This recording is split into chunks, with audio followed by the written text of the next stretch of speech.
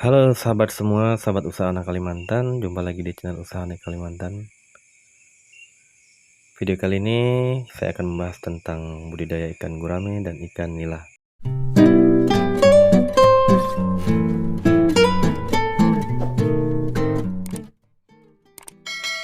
Pada dasarnya ikan nila adalah ikan yang sudah tidak asing bagi masyarakat Indonesia, khususnya untuk masyarakat bagian Asia Tenggara seperti Indonesia, sudah biasa sehari-hari dikonsumsi.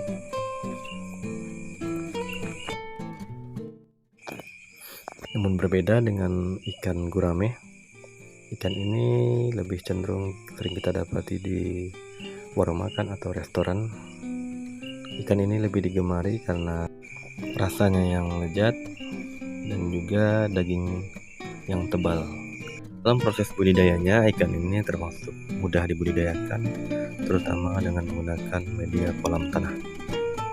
Ada 3 tipe media kolam tanah yang biasa digunakan. Sebelum kita memulai budidaya, yang pertama adalah kita tentukan dulu tipe kolam yang ingin kita gunakan.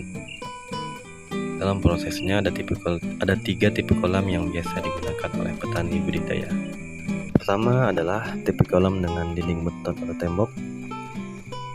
Yang kedua adalah tipe kolam dengan tambak air payau. Dan yang ketiga adalah tipe kolam dengan tanggul tanah seperti yang sedang saya kerjakan saat ini untuk media kolam.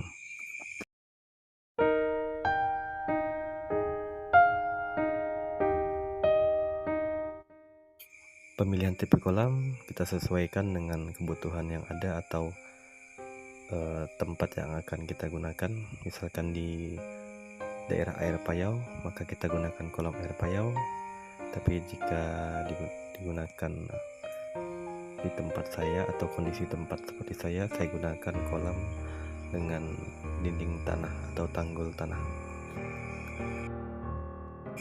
Yang kedua adalah usahakan kolam kita terkena matahari secara langsung atau tidak tertutupi oleh pepohonan, sehingga akan membuat kolam kita aman dari penyakit dan jamur.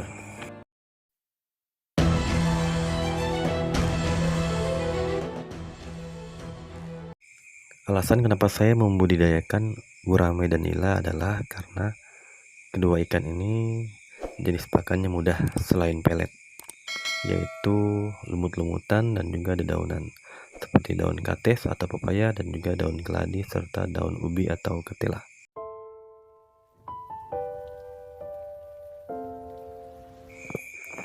Alasan yang kedua adalah karena kedua ikan ini tidak saling mengkanibalisme satu dengan yang lainnya. Berbeda halnya seperti ikan lele dan juga ikan gabus. Alasan yang ketiga adalah permintaan pasar yang tinggi atau penjualan yang mudah serta harga pasar yang lumayan tinggi khususnya untuk ikan gurame. Karena di pasaran di sini dihargai sekitar 60.000 per kilo.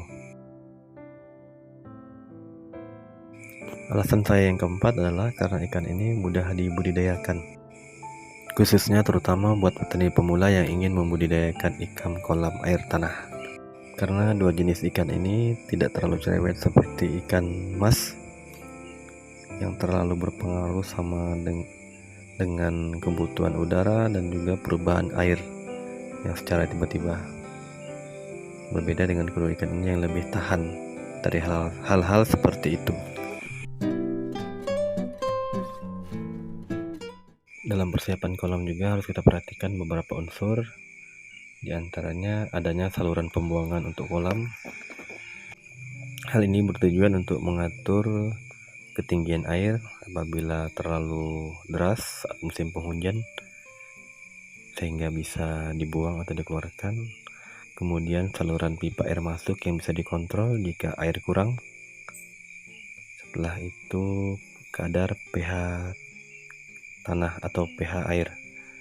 Untuk pembudidayaan ikan gurame dan nila, pH yang bagus adalah pH yang standar atau pH 7.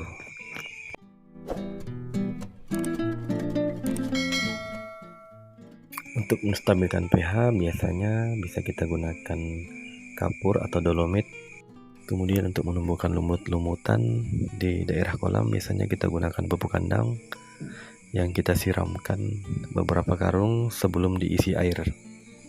Hal ini bertujuan agar saat air dimasukkan sudah terbentuk pakan alami dari ikan tersebut.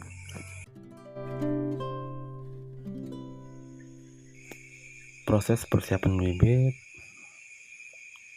di sini saya langsung membeli dari tempat penyiapan bibit yang saya sudah percaya, di mana saya sudah seleksi bibit yang sehat-sehat dan dari indukan yang sehat sehingga terbebas dari penyakit. Inilah peternakan atau kolam budidaya ikan gurame dan ikan nila merah.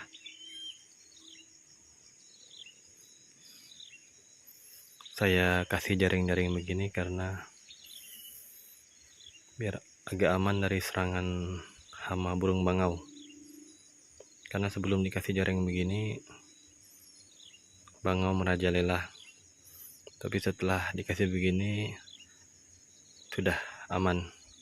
Karena ketika burung bangau datang, mereka berlindung di bawah jaring-jaring paranet.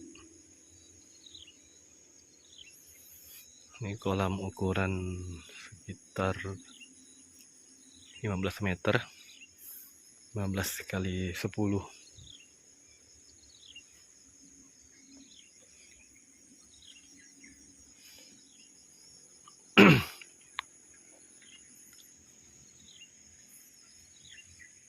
Di pagar paranet agar supaya melindungi dari serangan hama biawak dan berang-berang, walaupun sebetulnya tidak terlalu efektif, tapi insya Allah ke depan nanti bisa saya pakai menggunakan pagar seng. Di antaranya saya tanam jeruk, ini adalah jeruk koprok, dan juga saya tanam keladi, karena keladi ini makanan utamanya dari ikan gurame. Keladi, daun pepaya, dan daun singkong. Kan kita coba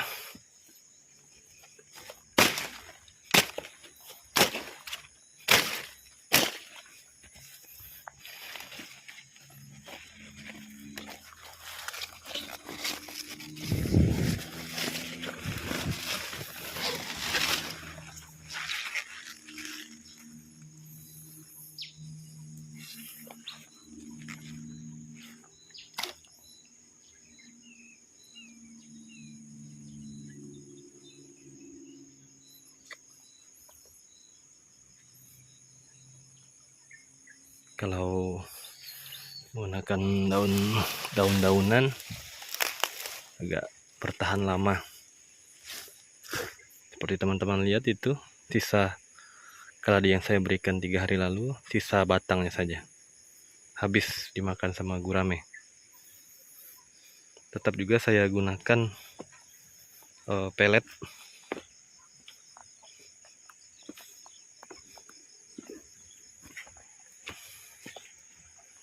Kan kita lihat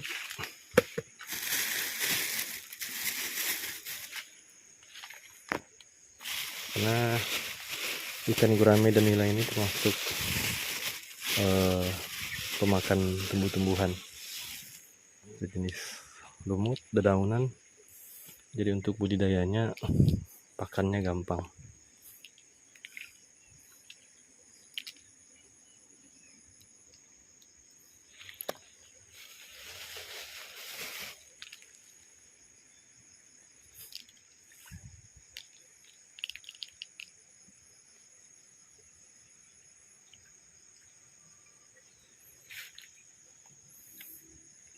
Gurame ini jenisnya yang warna hitam.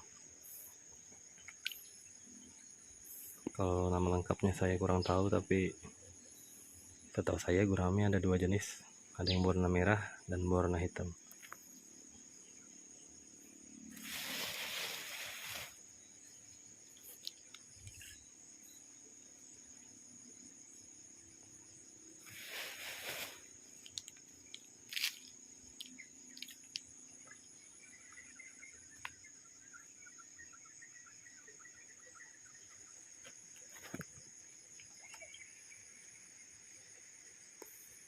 Sini bibitnya ada sekitar 500 ekor.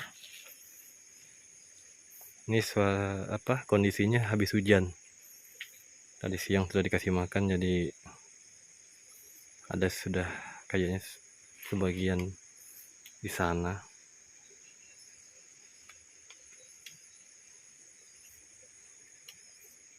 Ini sebetulnya sudah banyak yang besar-besar ini guramenya. Tidak mau muncul nih ke permukaan.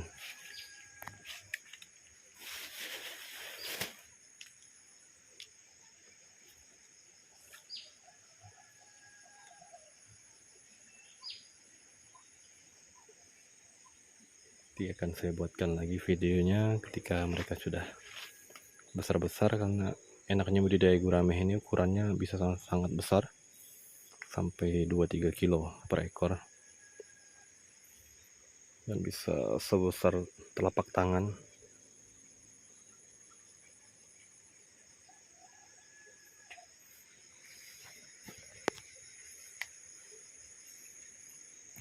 Ini pertama kali mencoba budidaya ikan nila dan gurame, karena kalau nila dan gurame cocok dibudidayakan secara bersama karena mereka tidak memangsa satu sama lain. Karena jika ikan ini disandingkan atau dipasangkan satu kolam dengan ikan predator, tidak bisa.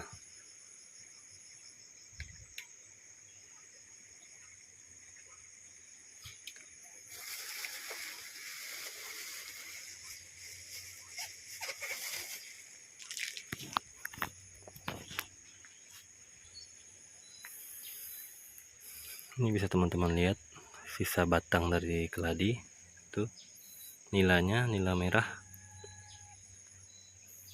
Sini yang banyak adalah gurame.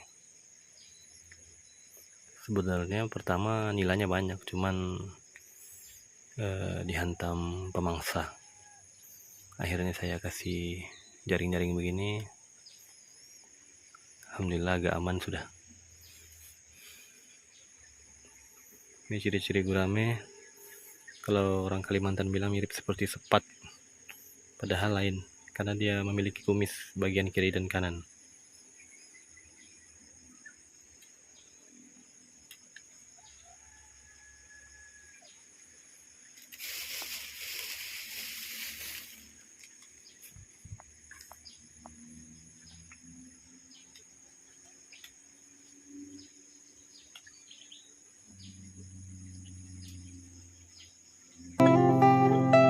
Terima kasih sudah menonton channel Usaha Anak Kalimantan.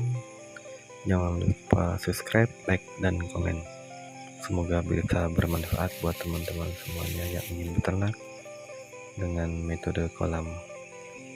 Terima kasih. Jangan lupa dukung terus channel Usaha Anak Kalimantan.